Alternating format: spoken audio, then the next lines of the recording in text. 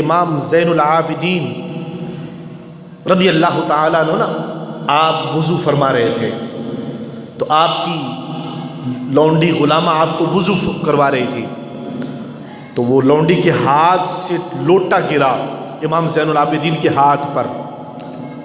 لوٹا جیسے گرا نا تو زخم ہو گیا، خون بہنے لگا. تو امام زین العابدین نے نا اس کی طرف دیکھا. اب مالک تھے. اب لونڈی نے قرآن کی یہی آیت پڑھی جو میں نے آپ کے سامنے بیان کی.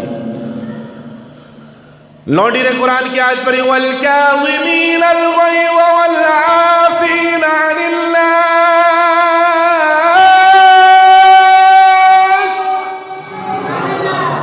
آواز نہیں، بابا بلند کہیے سبحان اللہ.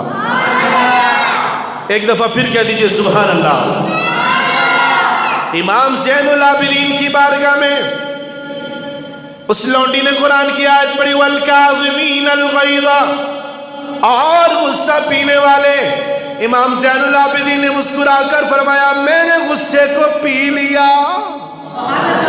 وَالْعَافِينَ عَنِ النَّاسِ، اور لوگوں کو معاف کرنے والے.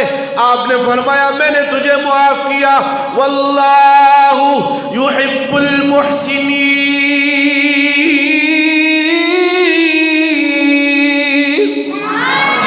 فرمایا احسان کرنے والے، معاف کرنے والے، غصہ پینے والے نیک لوگ اللہ کے محبوب ہیں. آپ نے فرمایا میں نے تجھے آزاد کیا.